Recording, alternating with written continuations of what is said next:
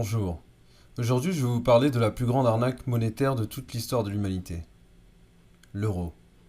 Sa fin est inéluctable. Elle se rapproche à grands pas.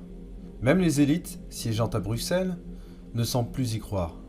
Confrontée à cette réalité, la Banque centrale, sous la gouverne du banquier Mario Draghi, repousse l'échéance à coups de quantitative easing, ou planche à billets, si vous préférez, et de taux d'intérêt négatifs. L'euro et l'Union européenne ont vacillé plusieurs fois. D'abord avec la crise grecque, qui pour son intégration dans la zone euro avait fait un deal avec la célèbre banque d'affaires new-yorkaise Goldman Sachs, pour maquiller ses comptes et présenter un dossier plus reluisant. Puis l'affaire de Chypre, où en échange d'une aide exceptionnelle de 10 milliards d'euros, la Troïka avait demandé de taxer tous les dépôts bancaires à hauteur de 6,75%. C'était la première fois qu'un État démocratique européen saisissait sans discernement l'ensemble des économies de ses citoyens. Ensuite, l'affaire plus récente italienne, troisième économie de la zone euro, deuxième puissance exportatrice industrielle, et premier en termes de dette souveraine, atteignant le chiffre astronomique de 2,1 trilliards d'euros, soit 131% de son produit intérieur brut. L'Italie est actuellement dans la zone rouge. Elle est en récession. Sa croissance est de 0%. Le chômage de masse, actuellement à 10,7%, selon les chiffres officiels, ne peut qu'augmenter. Même l'Allemagne, locomotive économique européenne, est en difficulté. Sa croissance, selon les prévisions, ne sera que de 0,7% cette année. Les Italiens ont voté pour des partis populaires anti-système, qui n'auront pas d'autre choix, s'ils sont confirmés par de futures élections, de proposer un référendum sur l'Italie-Exit. Ce qui pourrait faire couler, comme le Costa Concordia et son capitaine italien, le paquebot Europe, dont les cales sont remplies de dettes et de créances toxiques.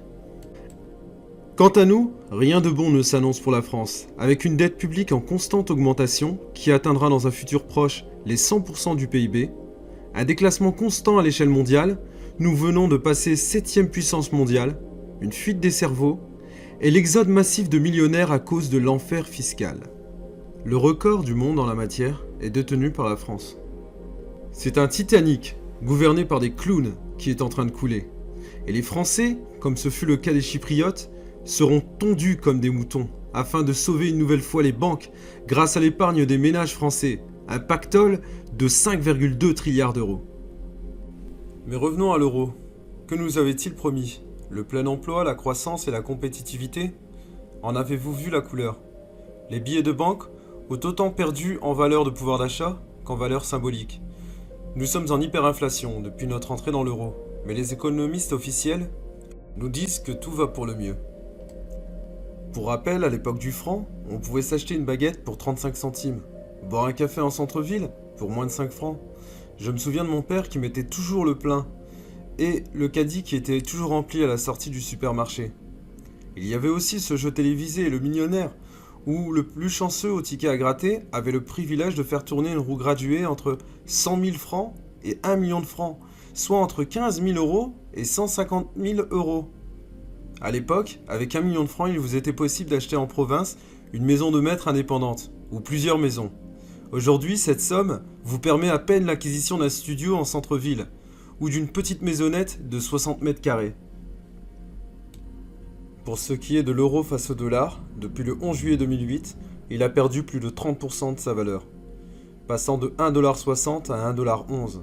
Et la chute ne va pas s'arrêter là. Si vous aviez simplement converti votre épargne en dollars à cette époque, vous auriez fait un gain de 30%. Mais ce n'est pas un conseiller de la Banque Postale ou un économiste sur BFM-VC qui vous aurait donné ce tuyau.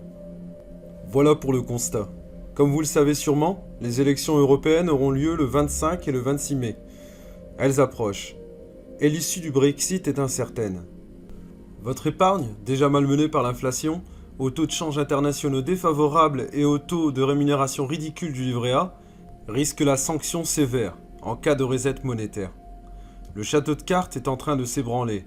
Et si vous croyez que le fonds de garantie de 100 000 euros en cas de faillite bancaire va vous aider, vous vous trompez lourdement.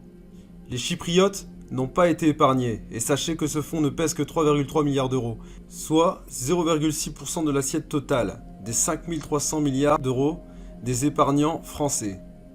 Une goutte d'eau dans un océan de dettes.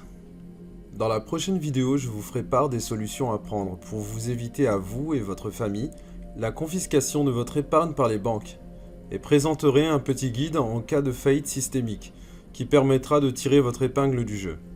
En attendant, si cette vidéo vous a plu, merci de mettre un petit pouce bleu en bas de la vidéo et n'hésitez pas à appuyer sur la cloche afin d'être informé de la prochaine.